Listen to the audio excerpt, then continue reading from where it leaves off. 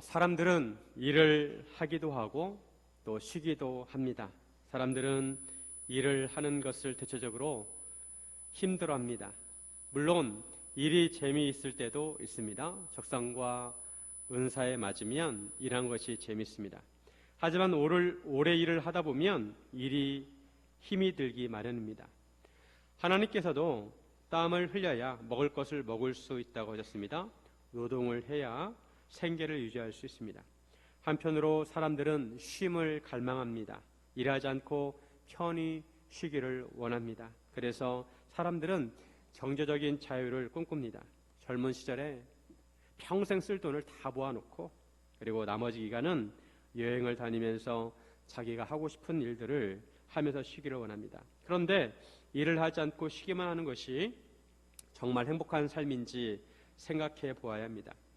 하나님께서 정해주신 것은 6일 동안은 열심히 일을 하고 7째 날에는 안식을 하는 것입니다. 일을 하는 것도 가치가 있고 쉼과 안식에도 의미가 있습니다. 우리가 살아가는 이 세상은 평화로운 때도 있지만 혼란스러운 때도 있습니다. 모든 것이 정신없이 돌아갑니다. 서로 경쟁하고 서로 이겨보라고 용을 씁니다. 그러다 보니 전쟁 같은 생활합니다. 그래서 쉼을 갈망합니다. 편안하게 쉬고 싶어 합니다. 각자 인생을 보더라도 가족을 위해서 평생 일을 합니다. 그렇게 일을 하면서 한편으로 쉼을 갈망합니다. 하지만 이 세상에서는 참다운 쉼과 안식을 누릴 수 없습니다. 자식들을 다 키워놓고 보니까 세월이 훌쩍 지나서 나이가 많이 들기도 하고 몸이 여기저기 아프기도 합니다. 이런 우리에게 예수님께서 쉼과 안식을 주시기 원하십니다.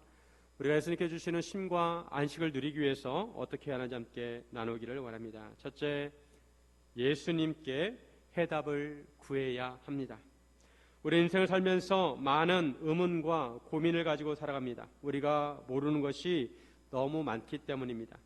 인생의 해답을 찾고 싶어도 누구에게 물어야 할지 모르겠고 사람들에게 물어보지만 시원한 답을 찾기가 쉽지 않습니다. 이런 우리를 위해 예수님께서 이 땅에 그리스도로 오셨습니다. 예수님께서 우리 인생의 주인이십니다. 그래서 우리는 궁금한 것이 있으면 예수님께 답을 구해야 합니다.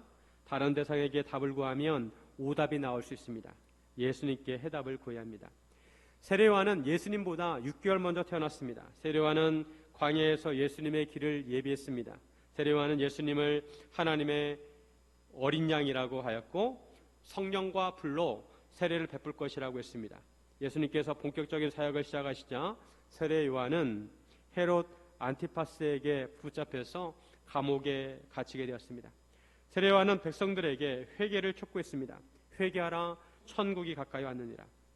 죄를 회개하고 정직하고 바른 삶을 살도록 하였습니다. 그런데 그 당시 헤롯 안티파스가 자기 아내와 이혼하고 동생의 아내를 자기 부인으로 삼아서 결혼하게 되었습니다. 이를 세례요한이 비판하게 되자 세례요한을 잡아다가 가두게 된 것입니다. 세례요한은 감옥에 있으면서 예수님께서 하신 일을 들었습니다. 그리고 그의 제자들을 예수님께 보내서 질문을 합니다. 오늘 본문 3절에 보시면 예수께 여짜오되 오실 그이가 당신이 오니까 우리가 다른 일을 기다리오리까. 세례요한의 질문은 예수님께서 하나님께서 보내신 그리스도가 맞느냐는 것입니다. 만약 예수님이 그리스도가 아니시면 우리가 다른 일을 기다려야 합니까? 라고 물었습니다. 세례요한은 왜 이런 질문을 했을까요? 세례요한은 예수님의 길을 예비하는 사역을 했습니다. 그는 예수님을 알아보았고 예수님에게 세례까지 주었습니다. 그런데 세례요한은 예수님에게 그리스도가 맞는지 확인하는 질문을 합니다. 이런 세례요한이 예수님에 대해 기대하는 것이 있다는 것입니다. 세례요한은 처음에 예수님을 그리스도로 확신했습니다. 그리고 예수님에 대한 기대가 있었습니다. 즉 예수님께서 그리스도로서 해 주시기를 바란 것이 있었습니다. 그것은 바로 세상에 대한 심판이었습니다. 불의에 대한 심판이었습니다. 마태복음 3장 10절에 이미 도끼가 나무 뿌리에 놓였으니 좋은 열매를 맺지 않는 나무마다 찍혀 불에 던져지리라. 세례요한이 예수님에 대해서 전한 말씀입니다. 예수님께서 이 땅에 그리스도로 오셨고 이미 도끼가 나무 뿌리에 놓였다는 것입니다. 이제 예수님께서 좋은 열매를 맺지 않은 나무마다 찍어가지고 불에 던지실 것이라는 것입니다. 세례요한은 차가운 감옥에 갇혀 있으면서도 예수님에 대한 소망을 가졌습니다. 이제 곧 예수님께서 악한 무리들을 심판하시고 선한 사람들에게 상을 주시기를 바랬습니다. 자기처럼 악한 사람에 의해서 고통을 당하고 어려움을 겪는 사람들을 구해주기를 바랬습니다. 그런데 세례요한이 감옥에서 예수님께 하시는 사역들을 가만히 들었지만 자기가 기대했던 사역들이 이루어지지 않았습니다. 예수님께서는 가시는 곳마다 복음을 전하시고 병자를 치유하시고 귀신을 쫓아내셨습니다. 여기까지는 좋습니다. 그런데 예수님께서는 죄인들을 가까이 하시고 그들에게 사랑과 긍휼을 베푸십니다. 세례요한이 바라기는 죄인들이 심판받는 것이 맞습니다. 악을 행한 자는 예수 그리스도에게 벌을 받아야 합니다. 그런데 예수님께서 그런 사역을 행하지 않으십니다. 그래서 세례요한은 예수님의 사역에 대한 의문을 품습니다. 그리고 자기 제자들을 예수님에게 보내서 예수님께 정말 그리스도가 맞는지 확인하고 싶었습니다. 예수님께서 이 땅에 오셔서 사역을 하실 때 그저 편안하고 꽃길만 걷는 사역이 아니었습니다. 오히려 예수님께서도 사역을 하실 때 사람들로부터 많은 공격을 당했습니다. 예수님의 길을 예비하는 세례 요한마저도 예수님에 대해서 신뢰하기보다 의문을 품었습니다. 우리도 세례 요한처럼 예수님을 믿지만 예수님과 예수님의 사역에 대해서 의문을 가질 때가 있습니다. 우리 나름대로 예수님에 대한 기대와 생각이 있습니다. 하지만 이루어지는 하나님의 사역들을 보면 우리의 생각과 기대에 빗나가는 것들이 있습니다. 우리의 생각대로 이루어지지 않고 우리의 기대를 빗나갑니다. 우리 생각 같아서는 길거리에 나가서 전도를 하면 사람들이 복음을 듣고 바로 예수님을 영접하면 좋겠지만 오히려 사람들이 전도 물티슈를 받지도 않고 째려보고 지나갑니다. 그럴 때 마음의 상처를 받습니다. 우리는 믿지 않는 가족들을 위해서 몇십 년 동안 기도를 하기도 합니다. 그러면 조금이라도 그들의 마음이 좀 움직여야 하는데 그런 기미가 보이지 않습니다. 우리의 기대와는 달리 하나님의 역사가 더디게 나타납니다. 이럴 때 우리가 실망을 할 수 있습니다. 그럴 때 우리는 어떻게 해야 할까요? 우리도 비록 마음이 실망스러운 마음도 있지만 세례요한처럼 예수님께 답을 구해야 합니다. 지금 우리가 물리적으로 예수님께 다가갈 수 없습니다. 예수님께서는 승천해서 지금 하나님 우편에 계십니다. 우리는 예수님께 기도해야 합니다. 우리가 문제를 만날 때마다 우리가 어려운 일을 만날 때마다 예수님께 답을 구해야 합니다. 세례요한이 예수님에게 제자들을 보내 질문을 하는 것이 믿음이 없는 것처럼 보일지 모르지만 그렇게라도 해야 합니다. 이해가 가지 않는 것이 있다면 예수님께 질문을 해야 합니다. 예수님께 답을 구해야 합니다. 예수님께서는 세례요한이 보낸 제자들에게 말씀하시기를 너희가 가서 듣고 본 것을 말하라고 하십니다. 5절 말씀해 보시면 맹인이 보며 못 걷는 사람이 걸으며 나병 환자가 깨끗함을 받으며 못 듣는 자가 들으며 죽은 자가 살아나며 가난한 자에게 복음이 전파된다 하라. 예수님께서 예수님 하셨던 사역에 대해서 말씀하십니다. 시각장애인이 눈을 뜨고 못 걷는 사람이 걷게 되고 한생병자가 깨끗하게 병이 낫게 되고 청각장애인이 듣고 죽은 자가 살아나며 가난한 자에게 복음이 전파된다는 것입니다. 예수님께서는 이사야 35장 말씀을 비롯해서 예수님에 대한 예언의 말씀들이 성취되고 있다는 것을 말씀하신 것입니다. 즉 예수님께서는 그리스도가 맞다는 것입니다. 그러시면서 예수님께서는 나로 말미암아 실족하지 아니한 자는 복이 있다고 하십니다. 실족한다는 것은 넘어진다는 것입니다. 예수님으로 인해서 실망하거나 넘어지지 않는 자는 복이 있다고 하십니다. 오늘날도 많은 사람들이 예수님을 믿다가 실망합니다. 그래서 예수님에 대한 믿음을 저버립니다. 이렇게 해서는 안 된다는 것입니다. 사람들이 예수님으로 실족하는 것은 예수님에 대해서 오해하기 때문입니다. 세례요한도 예수님에 대해서 오해를 했습니다. 물론 세례요한이 예수님에 대해 기대한 것은 맞습니다. 예수님께서 심판주로서 불의에 대해서 심판하시는 것은 맞습니다. 하지만 세례요한이 깨닫지 못한 것은 예수님께서 이 땅에 2번 오신다는 것입니다. 세례요한은 이것을 이해하지 못했습니다. 예수님께서 이 땅에 심판주로 오시는 것은 예수님께서 다시 오실 때, 재림하실 때입니다. 예수님께서 처음 오실 때는 복음을 전하시고 사랑과 긍휼을 베푸셨습니다. 하지만 후에 재림하실 때는 심판주로 오십니다. 예수 믿는 자와 믿지 않는 자를 나누시고 심판하실 것입니다. 하지만 세례요한은 이에 대한 이해가 없었습니다. 그래서 예수님이 처음 오시자마자 심판을 하실 거라고 생각한 것입니다. 세례요한의 입장에서는 당연할 수 있습니다. 세례요한은 두 개의 산을 겹쳐서 하나로 보았습니다. 산은 두 개입니다. 즉 초림과 재림이 있었습니다. 세례요한의 제자들이 떠나자 예수님께서 무리에게 세례요한에 대한 말씀하십니다. 예수님께서는 세례요한이 선지자보다 더 나은 자라고 하십니다. 선지자는 메시아에 대한 말씀을 전하였습니다. 이에 비해 세례요한은 그리스도의 길을 예비하였고 메시아 시대를 열었습니다. 그러시면서 말라기 3장 1절 말씀을 인용하셨는데 이 말씀은 세례요한에 대한 예언의 말씀이었습니다. 예수님께서는 세례요한이 여자가 낳은 자 중에 그보다 큰 이가 없다고 하십니다. 11절에 내가 진실로 너희에게 말하노니 여자가 낳은 자 중에 세례요한보다 큰 이가 일어남이 없도다. 그러나 천국에서는 극히 작은 자라도 그보다 크니라. 세례요한이 여자가 낳은 자 중에 가장 큰 이이지만 천국에서는 극히 작은 자라도 그보다 크다는 것입니다. 왜냐하면 예수님의 십자가 이후에 예수님을 믿음으로 천국에 속한 자는 예수님의 복음과 가르침을 알게 되고 십자가와 부활의 은혜를 누리기 때문입니다. 세례요한은 구약의 마지막 선지자라고 할 수 있습니다. 하지만 예수님께서는 신약의 새로운 시대를 여셨습니다. 새로운 시대를 시작하셨습니다. 예수님께서 세례요한의 위대함을 말씀하셨지만 동시에 천국의 위대함을 말씀하신 것입니다. 천국에서는 예수님께서 시작하시는 하나님의 나라 천국에서는 작은 자도 세례요한보다 낫다는 것입니다. 우리는 하나님께서 알려주시는 만큼만 알 수가 있습니다. 그러기에 우리의 지식은 제한적입니다. 당연히 궁금한 것이 많을 수밖에 없습니다. 그렇더라도 예수님에 대해서 실망하거나 좌절해서는 안 되고 기도하면서 예수님께 답을 구해야 한다는 것입니다. 그리고 예수님께서 알려주신 만큼 알고 모르더라도 믿음으로 살아야 하는 것입니다. 사랑하는 여러분, 예수님께 답을 구하시기를 주님의 이름으로 축원드립니다. 둘째, 예수님께 장단을 맞춰야 합니다. 장단을 맞춘다는 것은 리듬을 맞춘다는 것입니다. 구하에서는 창을 하거나 판소리를 할 때 북을 치면서 장단을 맞추고 추임새를 넣기도 합니다. 오케스트라도 지휘자의 지휘에 따라 모든 악기가 한데 어우러져 아름다운 클래식 음악을 연주합니다. 만약 연주자가 지휘자의 지휘에 따르지 않는다면 연주를 망치게 됩니다. 예수님께서는 우리의 지휘자이십니다. 그래서 우리는 예수님의 지휘에 따라 움직여야 하고 예수님의 장단에 맞춰야 합니다.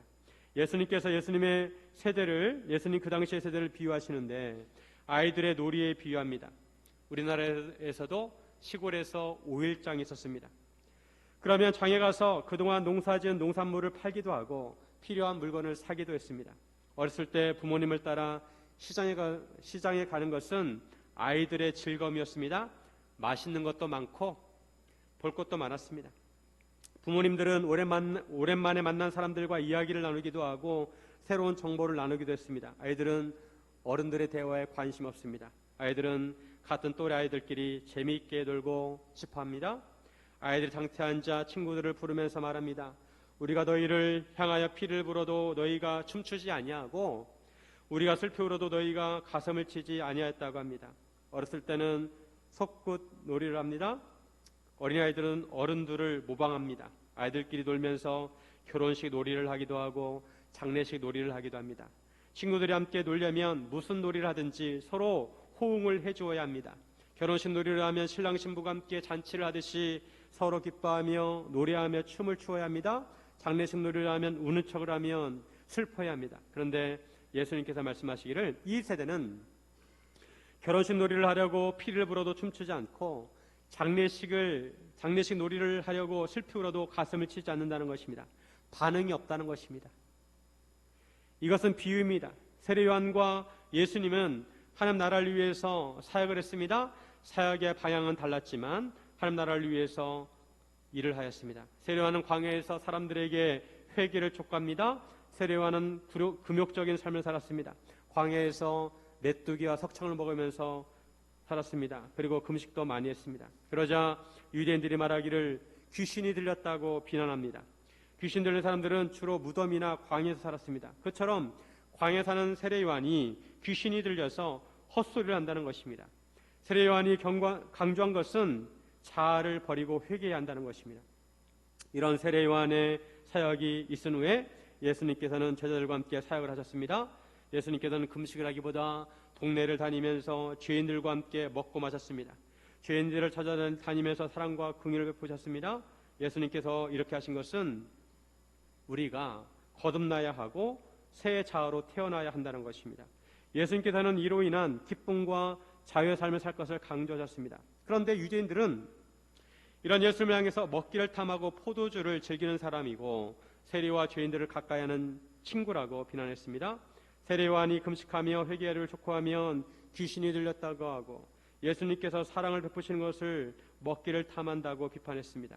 비판하기로 작정한 사람들은 무엇을 하더라도 비판합니다. 키가 크면 키가 크다고, 키가 커서 싱겁다고 하고, 키가 작으면 키가 작다고 비난합니다. 밥을 많이 먹으면 양식을 축낸다고 하고, 밥을 적게 먹으면 복이 없다고 합니다. 이런 사람들은 마음의 그릇을 엎어놓는 것과 같습니다. 그릇에 비를 담으려면 비가 올 때 그릇을 향해 놓아야 합니다. 그래야 비를 받을 수가 있습니다. 그릇이 아무리 커도 엎어놓으면 비를 담을 수가 없습니다. 마음이 열려 있어야 복음과 말씀을 들을 때 깨달음을 가질 수가 있습니다. 마음을 닫아버리면 아무리 복음을 전하고 말씀을 전해도 깨닫지 못합니다. 마음에 말씀이 들어가지 않습니다. 예수님께서는 부지런히 복음을 전하셨습니다. 예수님께 가시는 곳마다 권능을 행하셨습니다. 그런데 실망스럽게도 권능을 가장 많이 행하신 고을들이 회개하지 않았습니다. 예수님 말씀에 반응하지 않았습니다. 예수님 사역에 장단을 맞추지 않습니다. 예수님께서는 이런 고을들을 향해 책망하십니다.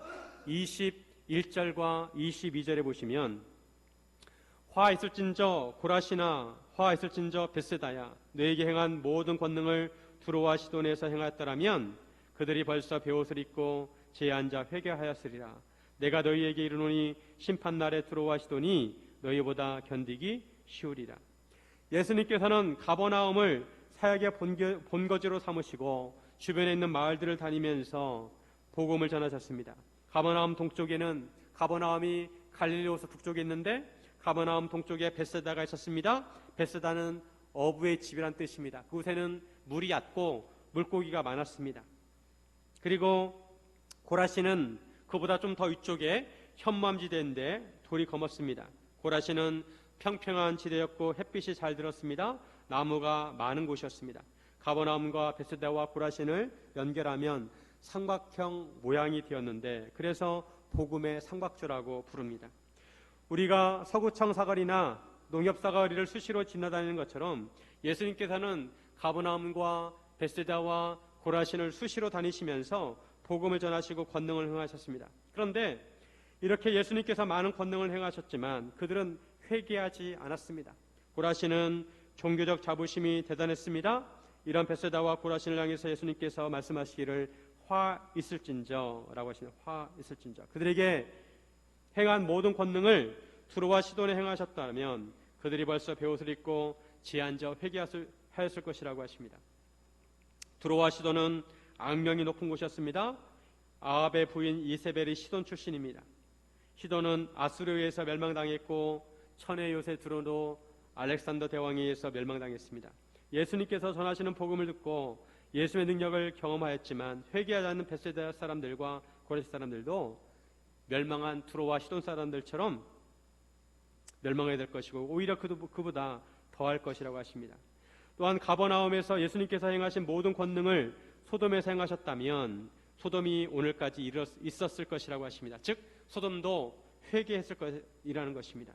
그런데 가버나움은 회개하지 않고 아무런 변화가 없었습니다. 이런 가버나움은 교만이 하늘을 찔렀습니다. 하지만 그들은 결국 음배까지 내려갈 것이라고 하십니다. 실제로 가버나움과 벳세다와 고라시는 지금은 사람들이 살고 있지 않습니다.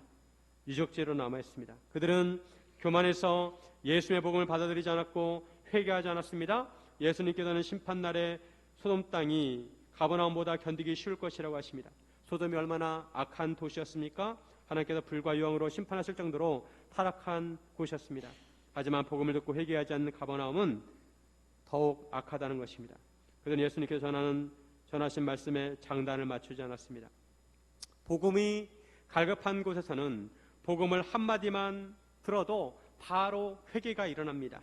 요나가 니느웨 성에 가서 하나님의 심판을 선포했을 때 왕부터 가축까지 금식을 선포하고 회개했습니다.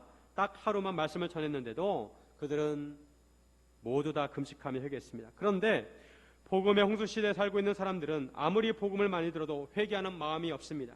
예수님께서 심판주로 오실 때 누구를 더 많이 벌하실까요? 사람들에게 영적인 갈급함이 없습니다. 영적인 관심이 없습니다. 사람들은 그저 세상에 매몰되어 살고 있습니다. 영혼에 대해서 무관심하고 그저 장가가고 시집가고 쇼핑하고 여행하고 인생을 즐기는 일에만 관심을 갖습니다. 우리의 영혼이 어떻게 해야 구원을 받고 어떻게 해야 믿음이 성숙해지는지 관심이 없습니다. 이런 삶을 살게 되면 가버나움처럼 될 것이라고 하십니다. 예수님께 주시는 쉼과 안식을 누리려면 예수님의 장단에 맞춰야 합니다. 예수님과 함께 연합되어야 합니다. 즉 예수님과 함께 십자가에 못 박혀야 하고 예수님과 함께 부활해야 한다는 것입니다. 십자가를 칠 때가 있고 부활할 때가 있습니다.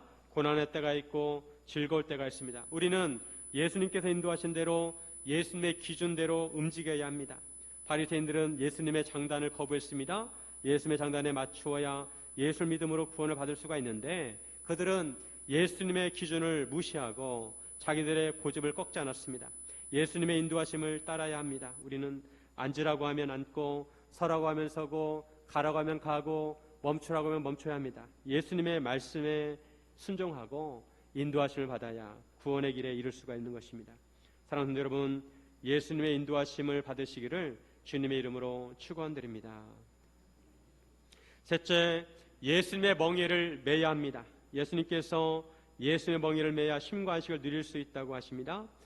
예수님께서 전하시는 복음은 IQ가 높다고 이해하는 것도 아니고 많이 배웠다고 이해하는 것도 아닙니다. 관건은 하나님께서 깨닫게 해주셔야 복음을 받아들일 수 있습니다.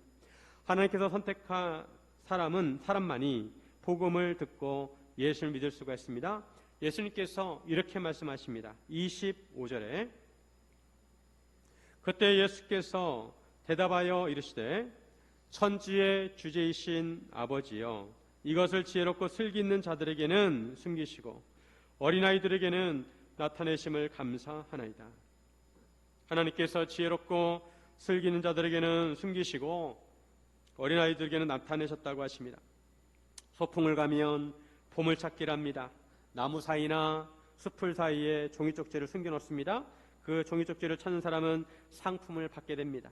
그런데 그 보물쪽지를 아무나 찾을 수 있는 것이 아닙니다. 시력이 좋다고 찾는 것도 아니고 공부를 잘한다고 찾는 것이 아니라 하나님께서 보여주셔야 그 쪽지를 찾을 수가 있습니다. 예수님께서 복음을 전할 때도 지혜롭고 슬기로운 자들은 복음을 받아들이지 않았습니다. 지혜롭고 슬기로운 사람들은 바리새인들과 서기관들을 의미합니다. 그들은 율법을 많이 배웠고 박식했습니다. 하지만 그들은 복음을 받아들이지 않았습니다. 반면에 어린아이들은 복음을 받아들였습니다. 어린아이들은 예수님의 제자들을 의미합니다. 이들은 어부 출신이고 배우지 못한 자들입니다. 하지만 하나님께서는 똑똑한 바리새인들에게는 숨기시고 어린아이들 같은 제자들에게는 나타내셨습니다. 이것이 하나님 아버지의 뜻이라고 하십니다. 이렇게 하나님 아버지께서 선택하신 자들만이 예수님의 복음을 듣고 예수님을 믿었습니다. 이런 선택을 언약적 선택이라고 합니다. 즉 선택받은 사람만이 구원에 이르게 된다는 것입니다. 하나님께서 선택하신 자들만이 복음을 듣고 예수님을 믿는다는 것입니다. 이런 면에서 우리가 복음을 이해하려면 하나님의 계시가 있어야 합니다. 계시는 보여준다는 의미입니다. 하나님께서 우리의 눈을 열어주셔야 우리가 볼 수 있습니다. 하나님께서 보여주셔야 우리가 알 수가 있습니다. 예수님께서는 우리에게 하나님을 보여주시기 위해서 이 땅에 오셨습니다. 하나님 아버지께서 모든 것을 예수님께 맡기셨습니다. 아버지 외에 아들을 아는 자가 없고 아들과 또 아들의 소원대로 계시를 받은 자 외에는 아버지를 아는 자가 없습니다. 우리가 하나님을 알거나 예수님을 알려면 계시를 받아야 합니다. 하나님과 예수님께서 보여주셔야 우리가 하나님과 예수님을 알 수가 있습니다. 그렇지 않으면 우리가 하나님과 예수님을 알 수가 없습니다. 그래서 25절에 나타내심이란 단어가 있는데 이 단어는 27절에 계시라는 단어와 의미가 같습니다. 성경 본문을 보셔야 되죠. 25절에 나타내심이란 단어를 보시고 27절에 계시라는 단어가 있는데 둘 다 의미가 같다는 것입니다.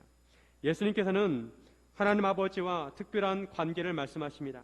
아버지 외에는 아들을 아는 자가 없고 아들과 계시를 받은 자 외에는 아버지를 아는 자가 없다고 하십니다. 오직 예수님만이 하나님 아버지를 우리에게 보이실 수 있습니다. 우리에게 계시하실 수 있습니다. 그래서 예수님께서는 가장 마지막에 오신 계시자라고 할 수 있습니다. 계시와 깨달음을 의미를 구분해야 되는데 예수님께서는 맨 마지막에 오신 계시자입니다. 물론 성령님께서 그 이후에 우리에게 계시를 깨닫게 하십니다. 우리는 예수님으로부터 계시를 받아야 합니다. 예수님께서 보여주시는 하나님 아버지를 알아야 합니다. 그 계시를 받은 자만이 참된 쉼과 안식을 누릴 수 있습니다. 예수님께서는 우리에게 쉼과 안식을 주시려고 우리를 초대하셨습니다. 28절에 같이 한번 읽습니다. 28절 수고하고 무거운 짐진 자들아 다 내게로 오라 내가 너희를 쉬게 하리라. 우리 인생을 살면서 여러 가지 짐을 지고 살아갑니다. 인생의 짐은 무겁습니다. 이런 우리를 예수님께서 초대하고 있습니다. 수고하고 무거운 짐진 자들아 다 내게로 오라 내가 너희를 쉬게 하리라. 예수님께서 우리에게 쉼을 주시겠다고 하십니다. 단 우리는 예수님께 주시는 쉼과 안식을 누리기 위해서 예수님의 멍에를 매야 합니다. 29절 같이 한번 읽습니다. 나는 마음이 온유하고 겸손하니 나의 멍에를 메고 내게 배우라 그리하면 너희 마음이 쉼을 얻으리라. 우리가 어떻게 해야 쉼을 얻습니까? 예수님의 멍에를 매야 쉼을 얻는다고 하십니다. 예수님께서 우리에게 멍에를 매라고 하십니다. 멍에는 요즘 보기 힘든 도구입니다. 시골에 가면 소 등에다가 이렇게 굽은 나무를 얹어가지고 그 멍에에 쟁기를 연결해서 쟁기질을 하기도 하고 수레를 매달아서 수레를 끌게 합니다. 멍에를 맨다는 것은 상대방에게 소속된다는 것입니다. 그리고 그 당시에 스승과 제자의 관계를 의미할 때 멍에를 맨다고 했습니다. 즉 예수님의 멍에를 맨다는 것은 예수님의 제자가 되어서 예수님으로부터 배우라는 것입니다. 예수님의 제자도를 배우고 제자도를 따라 살라는 것입니다. 그러면 그 마음이 쉼을 얻을 것이라고 하십니다. 우리가 어떻게 쉼을 얻느냐? 예수님의 멍에를 메고 예수님의 말씀을 배우고 그 제자도에 따라 살라는 것입니다. 그런데 이 말씀은 사실 예수님께서 유대인의 격언을 인용하신 것입니다. 유대인들은 말하기를 율법의 멍에를 메는 사람은 그에게서 나라의 멍에를 벗게 될 것이지만 율법의 멍에를 벗어버리는 사람은 그에게 나라의 멍에와 세속의 염려의 멍에가 주어질 것이라고 말했습니다. 그러면서 바리새인들은 백성들에게 율법의 멍에를 매도록 했습니다. 바리새인들은 이스라엘 백성들에게 하나님의 율법을 알려준다고 하면서 여러 가지 규칙들을 무거운 짐을 지도록 했습니다. 하지만 율법의 멍에는 너무 엄격하고 무거웠습니다. 바리새인들은 백성들에게 무거운 짐을 지겠습니다. 예수님께서는 이처럼 율법의 멍에를 진 이스라엘 백성들을 초대하십니다. 율법의 멍에는 무겁고 복잡하지만 그 율법의 멍에로는 구원에 이를 수 없고 참된 쉼과 언약을 얻을 수 없다고 하십니다. 반면에 예수님의 멍에는 쉽고 가볍다고 하십니다. 예수님의 멍에가 쉽고 예수님의 집이 가벼운 것은 바로 예수님께서 우리와 함께 지시기 때문입니다. 우리가 이 세상에 살아갈 때 예수의 멍에를 메고 예수님의 짐을 진다고 이 세상의 일들이 완전히 벗어나는 것은 아닙니다. 우리는 이 세상에 살아갈 때 여전히 많은 고민과 어려움으로 괴로울 수 있습니다. 세례요한처럼 예수님을 믿으면서도 많은 고민을 갖게 되고 많은 질문을 하게 됩니다. 감옥에 갇혀서 나오지 못합니다. 제가 예수님을 처음 인격적으로 만났을 때 마음에 성령이 충만하고 기뻤습니다. 구름 위를 걷는 것 같은 기분이었습니다. 그래서 제가 신학을 하면 얼마나 좋을까 생각했습니다. 하나님의 말씀을 더 많이 알 것이고 체계적으로 공부를 하면 기대하는 정말 더 많은 은혜를 받을 거라고 생각을 해서 기대하는 바가 컸습니다. 그런데 신학을 공부하면서 오히려 질문이 더 많아졌습니다. 모든 것이 의문투성이었습니다. 하나님의 말씀과 현실의 괴리가 너무도 컸습니다. 제가 학교를 다닐 때도 데모를 많이 하던 시기였습니다. 하나님께 원하시는 세상은 어떤 세상인가? 왜 나쁜 사람들은 잘 되고 착한 사람들은 고생을 하는가? 그러한 질문들을 노트에 기록을 하면서 그 문제를 풀어보려고 했습니다. 그런데 어느 질문 하나 쉽게 답을 찾을 수가 없었습니다. 현실적인 문제에 대해서 성경적인 답을 찾고 싶었지만 쉽지가 않았습니다.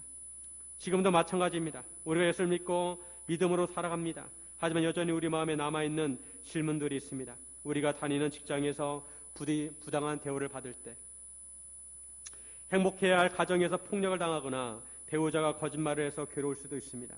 또는 믿지 않는 자녀들로 인해서 주일마다 마음이 아플 수도 있습니다. 또한 이번에 제주항공 사고처럼 가까운 사람이 큰 사고를 당할 수도 있습니다. 예수를 믿는데도 그런 일을 당할 수 있습니다. 또는 믿음으로 살려고 하는데 앞길이 막히고 진로가 보이지 않을 수도 있습니다. 심지어는 하나님을 섬기겠다고 결단한 사역자들도 앞길이 열리지 않을 때가 있습니다. 이럴 때 세례요한처럼 예수님에게 물어보고 싶어집니다. 주님, 이것이 정말 맞습니까? 이렇게 사는 것이 맞습니까? 어떻게 나에게 이런 일이 일어날 수가 있습니까? 질문할 수 있습니다. 예수 믿으면 모든 일들이 일사천리로 잘 풀려야지 왜 이렇게 일이 꼬입니까? 라고 따지고 싶을 때가 있습니다. 세례요한이 예수님께 이런 질문을 하였을 때 예수님께서는 세례요한의 사역이 헛된 것이 아니라고 하셨습니다. 세례요한은 여자가 낳은 자 중에 가장 큰 자라고 하셨습니다. 이것은 예수님께서 세례요한의 존재를 인정하신 것입니다. 세례요한의 존재가 의미가 있다는 것입니다. 그의 정체성을 인정하셨습니다. 그리고 예언의 말씀대로 세례요한은 사역을 잘 감당했다고 하신 것입니다. 예수님의 길을 잘 예비했고 그리고 그가 할 사역을 잘 감당했다는 것입니다. 다만 천국에 대해서 말씀하시면서 하나님의 역사가 세례요한의 기대와 다를 수 있다는 것을 암시하셨습니다. 하나님의 일을 잘 감당해도 예수님을 잘 믿어도 내가 기대했던 대로 하나님의 역사가 이루어지지 않을 수도 있다는 것입니다. 그럴 때 즉 하나님의 역사가 우리의 기대와 다르더라도 믿는 사람은 그럼에도 믿음으로 살고 인내할 책임이 있습니다. 이것이 믿는 자의 책임입니다. 그래서 믿음 생활할 때 인내와 오래 참음을 강조합니다.